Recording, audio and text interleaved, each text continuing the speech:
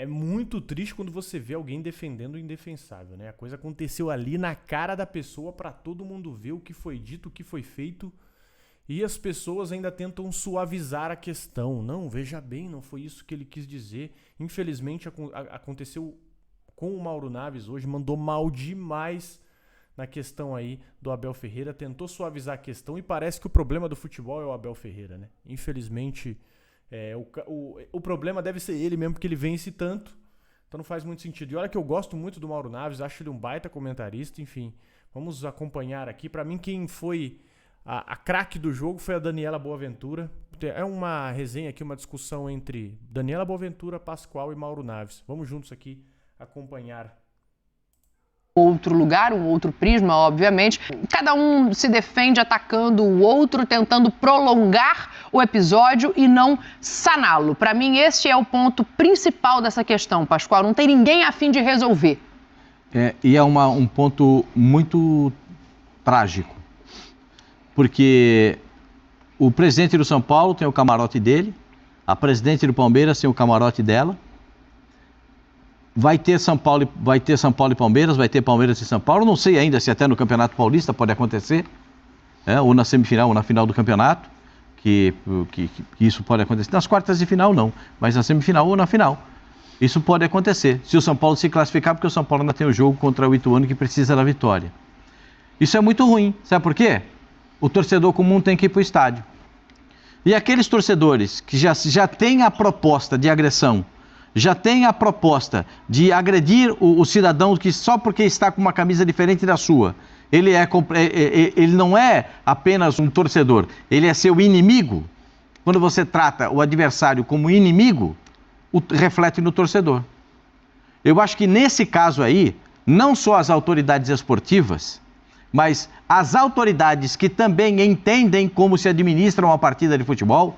Existe uma delegacia especializada em crimes esportivos, que as pessoas possam intervir nesse momento e saber o que está sendo feito. Com declarações das duas partes, isso só vai levar ao antagonismo na torcida. Porque hoje nós não temos brigas no estádio, porque só tem torcida única. Sim. São Paulo e Palmeiras jogaram, a briga onde é que foi? Em Curitiba. Os torcedores brigaram em Curitiba. Quantas as vezes a gente já viu falar, ó, na estação tal do metrô aconteceu isso, na estação tal do trem aconteceu isso. Os torcedores se enfrentaram, mas não é se enfrentar, a coisa assim, de um falar alguma coisa para o outro, é barra de ferro, revólver, Perfeito. Pedra, tem bomba de fabricação caseira. É assim que eles tratam a coisa. E isso só leva ao mal maior. Ao mal maior. Só leva ao problema superior, que vai parar no torcedor, que vai parar no cidadão. E isso é muito ruim, porque muitas vezes o cidadão comum paga por tudo isso. Porque o cidadão, o cara que é proposto para brigar, para arrumar confusão, ele não sabe de quem está do lado dele lá. E a confusão é feita. Esse é um tópico. Segundo tópico, desavença entre São Paulo e... Pessoal, um questionamento aqui pra vocês, né? Até falando dessa questão de violência no estádio. Você, hoje, que tem a oportunidade de ir ao estádio, que já foi num clássico, você se sente seguro em ir no clássico? Você que é pai de família, você se sente seguro em levar teu filho num clássico? É triste, inclusive, essa análise dele pelo seguinte. Não tem como você refutar o cara da torcida única. Por mais que seja ruim você ver o jogo com a torcida só, né? Eu não poder ir na Arena Corinthians, por exemplo. Não poder ir no Morumbi. É triste porque qual que é a solução? Não tem como refutar o cara da torcida única. Porque realmente se liberar 2 torcidas em São Paulo, vai dar pau. Vai dar ruim. Parece que não tem solução. Parece que nós vamos ficar aqui em São Paulo com torcida única para sempre. Infelizmente, esses incidentes aí do São Paulo, eles acabam aflorando a coisa mesmo, né? Não tem muito pra onde correr. Vocês realmente... Deixa aqui nos comentários, quero saber de vocês. Vocês acham que tem solução pra essa questão de torcida única? A torcida única é a solução? Vocês se sentem seguros em sair de casa pra ir ver um clássico hoje num estádio? Levar teu filho no estádio num clássico? Deixa aí nos comentários. Eu acho bem difícil. Eu infelizmente, sou pessimista nesse ponto. Acho que talvez seja um caminho que dificilmente tenha volta. Palmeiras, isso acontece desde 1934. Para ser bem sucinto, para não estender muito. que se agravou a partir de 1942. Que se agravou na Segunda Guerra Mundial a partir de 42. Que se agrava quando há o confronto entre eles. Que se agravou na contratação do Cafu quando vem da Europa para jogar no Palmeiras, antes passa no Juventude. E termina com a contratação do Caio Paulista. Pascoal, o Caio Paulista é o... Você pode acreditar no que eu estou falando? Não, eu entendo e acredito, mas eu acho que a gente tem que rever isso, porque já passou muito tempo, sabe? Se quando um clube surgiu, existia uma rivalidade de um ser de elite, de outro ser de imigrantes, eu compreendo tudo isso, mas eu acho que a gente não pode mais justificar o processo atual com o passado, sabe? Porque senão a gente cai num lugar muito perigoso. Eu acho que... eu penso diferente. Eu acho que o passado alavanca o que vai acontecer no futuro. Eu penso diferente. A gente não pode esquecer o passado. Ele existe. Claro. E o passado tem que ser lembrado para não ser repetido. Você acha que deve ser repetido o que aconteceu no Morumbi nesse último final de semana? Não pode. Eu já vi dirigente do Palmeiras reclamar, chutar a porta, brigar, protestar. E eu já vi isso há 40 anos. Eu já vi dirigente do São Paulo... Diego Lugano. Trabalha com a gente, foi lá na porta do vestiário, chutou a porta do vestiário, xingou o juiz, deu no que... Ou não foi que aconteceu? Foi. Então, mas isso, a gente não pode justificar e aceitar. É inaceitável? É inaceitável. Acontece? Então cabe às autoridades encaminhar. Eu estou elevando o nível das autoridades. Estou tirando do patamar da autoridade esportiva para passar para a autoridade policial, porque isso pode acabar mal. Porque eles vão se encontrar.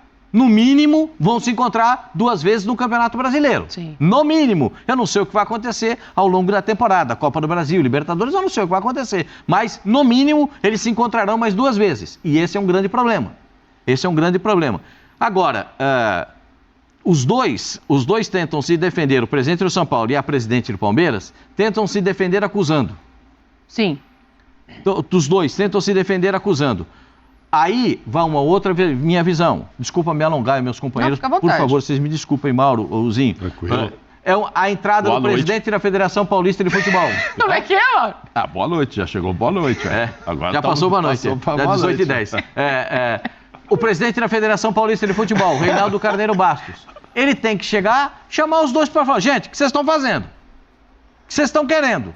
Vocês estão querendo bagunçar o campeonato? Vocês estão querendo destruir o que está sendo feito? O que é que vocês querem? Qual é a proposta? Onde é que vocês querem parar com isso? Porque o meu pai falava uma coisa e meu pai era certo. Você fica vermelho 5 minutos na frente do cara, mas não amarela a vida inteira. Mas fala pro cara.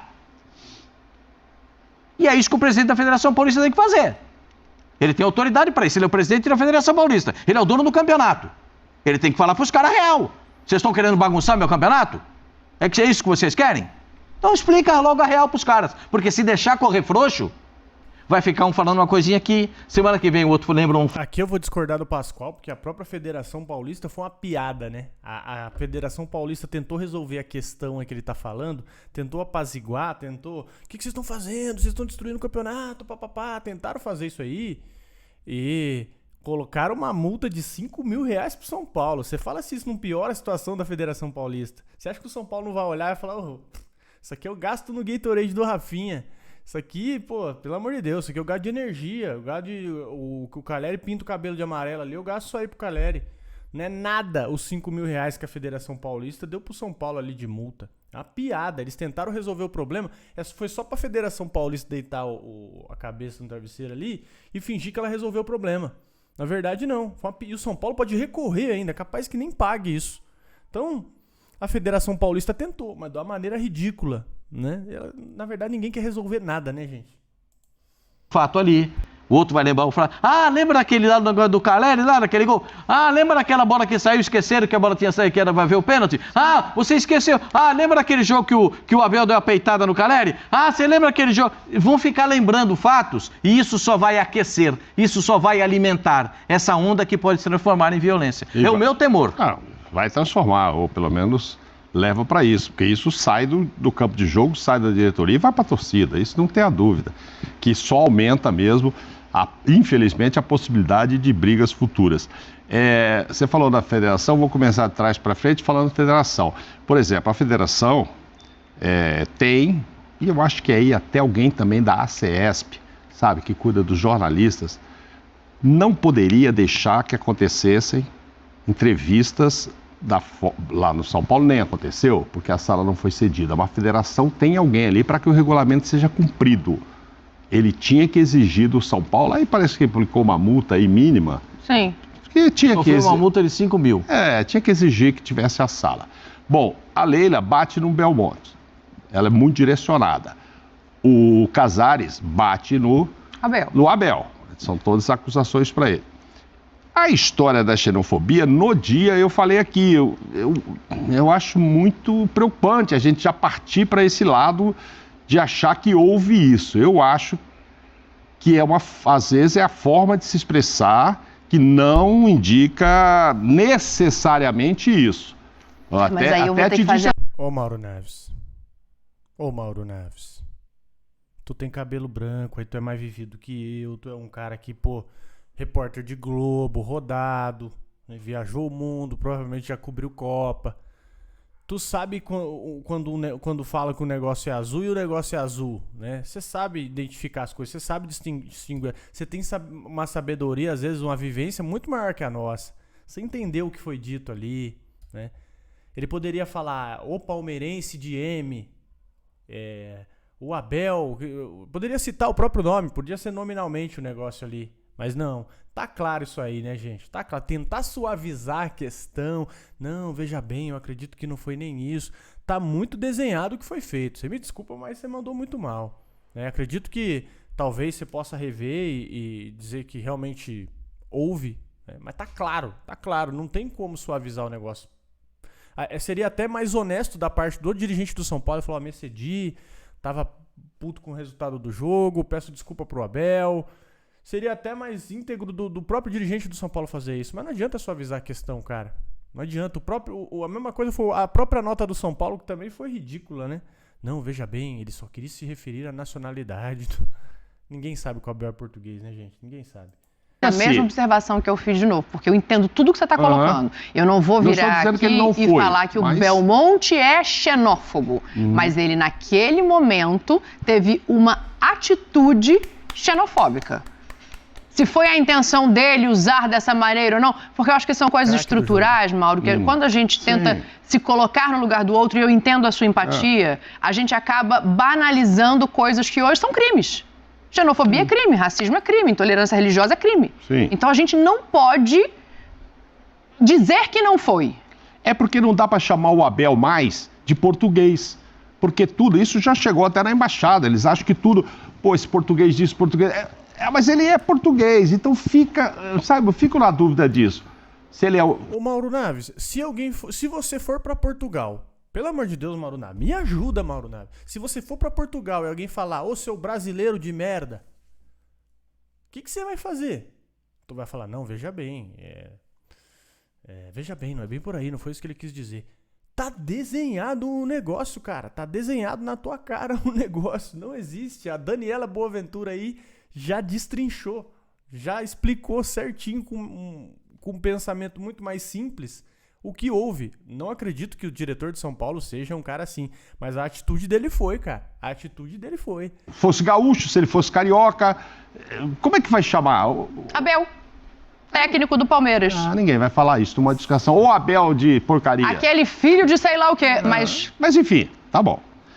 Agora... Claro que se entendeu assim a Leila, evidentemente que passa a ser persona não grata mesmo ele lá no Palmeiras. Mas eu não estou querendo defender o Belmonte e dizer que ele não foi, não. Eu acho que você quis dizer, é o jeito de falar às vezes as coisas. Você carioca falou, carioca, aí tudo que eu falar então é contra os cariocas. Não sei. Eu estou falando isso com muita tranquilidade. Você sabe que eu tenho família que mora em Portugal. Enfim, e eu... Vou chamar como meu genro? Português, ele é português, né? Mas é diferente quando você atrela isso a um xingamento. Eu sei.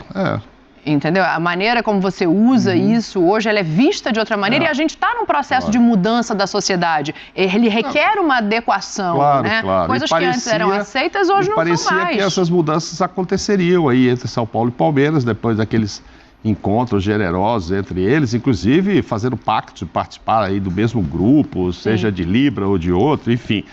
E respaldo agora para outra coisa. Agora o Casares não quer alugar mais o Morumbi para ninguém. Quer dizer, o Santos poderia querer jogar lá. O Corinthians agora imaginou que pudesse até jogar a partida da Copa do Brasil lá, então já foi vetado. Então, você vê as consequências, elas vão atingindo não só os dois clubes, começa a atingir outros, enfim. É muito ruim que isso aconteça, mas não sei se um jantar resolve tudo, não. Isso aí é um processo também demorado. Acho que ninguém quer falar com ninguém nesse momento, não. Bom, enfim, né, cara? Parece que a coisa é sempre transferida pra parecer que o Abel é o culpado, né? Não que o Abel é o culpado, mas que o problema do futebol brasileiro é o Abel Ferreira, né? Não, veja bem, mas como que ele vai falar do Abel? Use o nome do Abel, todo mundo conhece o Abel Ferreira. E assim, eu sou contra linchamento virtual, tá, rapaziada? Eu sou contra linchamento virtual, seja de qualquer pessoa, mas é inevitável, algumas coisas estão muito bem desenhadas. O próprio dirigente de São Paulo, sou contra o linchamento que está fazendo com ele, né? Mas ele errou, isso é um fato. Ele errou, a coisa ali dita foi clara, né? Foi clara. Ele, de certo, o mais digno seria ele chegar e pedir desculpas pro Abel, né? Mas o próprio Mauro Naves também, na minha opinião ali, defendeu o indefensável, né? Não tem como. A Daniela Boaventura deu uma aula, explicou certinho o que aconteceu. Ele não... a atitude do momento dele, de fato, foi isso que a gente tá pensando mesmo. Foi uma atitude xenofóbica. Enfim, o que você pensa a respeito aí, rapaziada? Essa discussão que parece dar pano pra manga, parece que realmente não termina, né? Não vai terminar essa situação e estabeleceu a tensão entre Palmeiras e São Paulo, né, bicho? A coisa foi estabelecida, enfim, acredito que os times não vão voltar aí a fazer alianças tão cedo. A coisa histórica pesou mesmo. Enfim, o que você pensa? Deixa aí nos comentários, dá like no vídeo. Fechado? Tamo junto, gente. Avante!